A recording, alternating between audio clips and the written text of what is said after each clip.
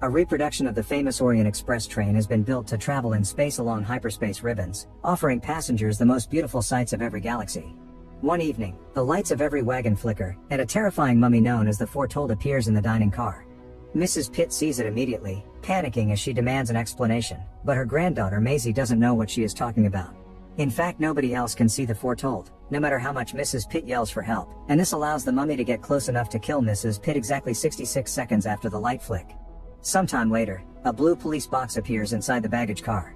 It is the TARDIS, the primary space-time vehicle used by the Doctor, a mysterious renegade Time Lord that travels through time and space with various companions to solve conflicts and even save the cosmos. His current companion is Clara, who has decided she does not want to travel with the Doctor anymore, so he has brought her to the Orient Express to celebrate their last hurrah. The pair makes it to the fanciest of wagons to enjoy the music and the view, although the Doctor cannot stop feeling tense and awkward around his companion. Clara clarifies that while she did hate him for a while after the disastrous way their last adventure ended, that is not the case anymore. It would be impossible for her to hate such an important person in her life. The reason she is leaving is simply that she cannot do this anymore. Now that the air has been cleared between them, the Doctor can tell some old stories about the galaxies they are flying through and how things used to look around here hundreds of years ago. Maisie overhears this and calls him a liar, unable to even imagine that the Doctor is old enough to have seen the things he is describing. It is a very silly thing, but Maisie ends up causing a scene about it, most likely because she is going through the stressful aftermath of her grandmother's death. Captain Quell sends his guards to take Maisie to her room so she can rest, then he apologizes for the inconvenience. Introductions are in order, and when hears about the Doctor, Quell cannot help noticing that most passengers today are doctors, professors, or scientists. Quell also explains why Maisie has been so stressed, and Clara immediately thinks that something must be going on because it cannot be a coincidence that Mrs. Pitt saw a mummy and there is one being transported by the train. The Doctor tells her there is nothing to worry about. It must have been a dying woman having hallucinations in the middle of dying, and Clara accepts it even if he suspiciously does not seem very convinced of his own excuse. He thinks they must concentrate on having a good time for their last hurrah because they will not see each other ever again, and Clara gets upset since she had thought that the Doctor would at least visit every now and then. Afterward, each of them goes to their respective rooms. Clara calls her boyfriend Danny, who is waiting for her on Earth and is glad to hear her last adventure is safe, although Clara doubts it. Meanwhile, the Doctor cannot sleep because he does not buy his own excuse about everything being fine, so he decides to go out and investigate. The Doctor sneaks into the engine room to examine the special medical chair Mrs. Pitt had died in and meets Perkins, chief engineer. They discuss what a wonderful piece of equipment the chair is, confirming that it did all it could to keep Mrs. Pitt alive. This gives credit to the rumors of something else having been responsible for her death. Meanwhile, Clara leaves her room too and comes across Maisie, who is determined to see her grandmother's body even if the captain won't let her. The computer that controls the train, which calls itself Gus, explains she needs special permission to enter the room with the body, but Maisie ignores it and destroys the lock with her shoe. Clara follows her inside, curious about what may happen next, only to realize they are now locked in the room with a strange sarcophagus. Back to the Doctor, he goes to have a talk with Professor Morehouse, an expert in alien mythology. The Doctor wants to discuss the legend of the Foretold, and Morehouse confirms what he knew. It takes 66 seconds to kill you, only the victim can see it, nobody can run from it, and a special word should make it stop. At that moment, the light flickers and the Foretold appears in the kitchen to go after a chef. Scared and desperate, the chef runs to hide inside the freezer, hoping that will keep him safe. However, the Foretold simply teleports inside the freezer too and kills the chef anyway, exactly after 66 seconds have passed.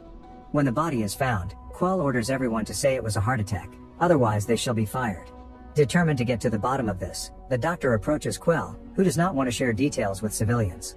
The Doctor tricks him by using his psychic paper to make him believe he is a mystery shopper, thus Quell accepts to talk about the deaths in private.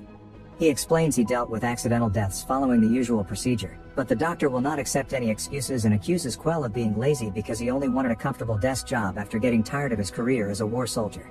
This hurts Quell, but it is still not enough to make him believe there is enough evidence to call murder instead of accidents, so the Doctor leaves him behind to investigate on his own. Outside the office, he bumps into Perkins, who has brought the train's plans plus the lists of passengers and stops for the past 6 months. Together they pick up Morehouse and go to check the security cameras, confirming that the light flick announces the start of the 66 seconds before a death happens. The three men spend hours going over documents, trying to find some clue that could help them kill the Foretold, to no avail. After Perkins and Morehouse fall asleep, the Doctor takes the chance to steal one of the train's communicators and calls Clara to finally admit there is trouble on the train. When he hears Clara is in trouble, he rushes to help her, but a suppression field blocks his sonic screwdriver when he tries to use it on the lock and Gus still refuses to open it. Suddenly, the sarcophagus opens, the lights flicker, and the 66 seconds begin running again. Clara and Maisie are worried for a moment, but it turns out the sarcophagus only has bubble wrap inside and it opened just because of the use of the sonic screwdriver. The doctor is still desperate to open the door, but he is interrupted by Quell and his guards, who have discovered the doctor lied about being a mystery shopper and arrest him. In the main wagon, the foretold approaches a guard that pointlessly keeps shooting at it. After the mummy kills the guard and disappears again, Quell arrives and, seeing one more body, finally accepts something fishy is going on. The doctor is freed and explains to everyone the rules behind the foretold. By looking at their faces, he finally realizes that having all these professionals here cannot be a coincidence. Someone of immense power and influence has orchestrated the whole trip to gather a team that could analyze the mummy. This person is watching everything they do, and as soon as they hear the doctor reach his conclusion, they stop the train and drop the hologram. The wagon is not a normal fancy car, it is actually a full laboratory the passengers can use to work on the case. At that moment, Gus speaks to everyone, asking them to research a way to stop the foretold, and that the only reason they managed to get it on the train had been the scroll hanging on the wall, which the foretold follows everywhere it goes. The scroll is protected by another suppression field, and if the passengers refuse to work, they will just die one by one at the hands of the mummy. While they discuss how to proceed, the lights flicker, and the foretold appears from Morehouse. Showing no sympathy for the poor professor, the doctor asks him to describe what he sees to help them with the investigation. This way his death will count for something. Morehouse describes the mummy as best as he can, but he is in a panicking state, therefore not in the right mind for scientific conclusions. Bargaining with the mummy does not work as the stories say, and the foretold kills Morehouse when the 66 seconds end. Moments later, Clara calls the doctor to offer some interesting news. It turns out the sarcophagus is actually a stasis unit where the foretold is supposed to go if they can capture it. They have also found some paperwork indicating this experiment has been tried before and all the other crews failed. While the doctor talks to Clara, Gus keeps asking him to hang up, yet the doctor will not obey. As punishment, Gus depressurizes the kitchen room, which releases the cooks into space, instantly killing them. As the doctor finally hangs up to avoid more trouble, he hears Gus say that more disobedience will result in the death of other less valuable passengers, which makes the doctor wonder how such a thing is chosen. Thinking the foretold may not be killing at random, the group looks at the history of the victims. Mrs. Pitt had been very old, therefore the most fragile person on board. The chef had a rare blood condition, the guard had synthetic lungs, and Morehouse suffered from panic attacks. This means foretold picks off the weakest first. Nervous and scared, Quell confesses he came back from war with PTSD, so he is likely to be next, which is confirmed when the lights flicker again and the foretold appears in the wagon. Not caring about comforting a man about to die, the doctor asks for as many details as possible, even trying to get in the foretold's path. The mummy does not care though, it just walks through the doctor, and when Quell tries to move away, the foretold simply teleports and kills the captain when the 66 seconds run out. People around the body try to grieve, but the doctor is obsessed with solving the case. 66 seconds is too exact to be organic. That detail plus the ability to teleport indicate the foretold must be some kind of tech. Perkins calls him cold and arrogant, but the doctor keeps brainstorming, coming to the conclusion that foretold has been around since ancient times because its tech drains the energy from the living, which he confirms with a quick scan of the captain's body. The 66 seconds is the time the tech needs to enter the feeding phase. Taking into account all these details, Perkins thinks the next victim is obvious. Maisie is going through psychological trauma after her grandmother's death. Gus agrees and allows the doctor to call Clara, asking her to bring Maisie over in order to study her incoming death. This is incredibly cold of him, but Clara sees they have no choice and lies to Maisie, telling her she must go to the wagon so they can protect her. Because now they are necessary for the experiment, Gus opens the lock and allows the girls to leave. On their way to the wagon, Clara sees the TARDIS and notices there is a force field around it. At the lab, Clara confronts the doctor about the force field, and he confesses Gus is keeping them from leaving because it brought them here on purpose.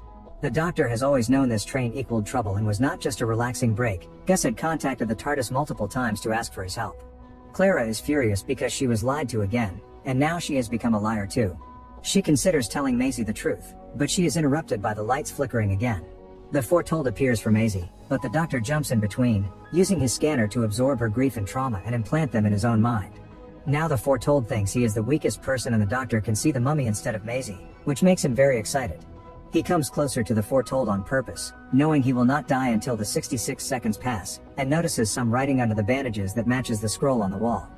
If the foretold is willing to kill for the scroll, it must be something so important that people will die for it. The doctor comes to the conclusion the scroll is actually a flag and the mummy is a wounded soldier that they used for experiments. The tech inside its body will not let the war end in its mind, thus the doctor yells, "We surrender to finish that war." The trick works, and now everyone can see the foretold saluting before finally disintegrating into dust. The case has been solved, but now they are not needed anymore. Gus is ready to kill them all. Determined to save them, The doctor grabs the tech from the mummy and fiddles with it to activate it right before the train explodes. Moments later, Clara wakes up at a beach with the doctor and the TARDIS nearby. The doctor explains he used the mummy's tech to teleport everyone to the nearest civilized planet. He also tried to hack into Gus, but security measures did not allow him to track the creator of this experiment. Clara finally understands the doctor had always intended to save everyone, and he lied to her and Maisie while pretending to be heartless to avoid Gus seeing through his plan.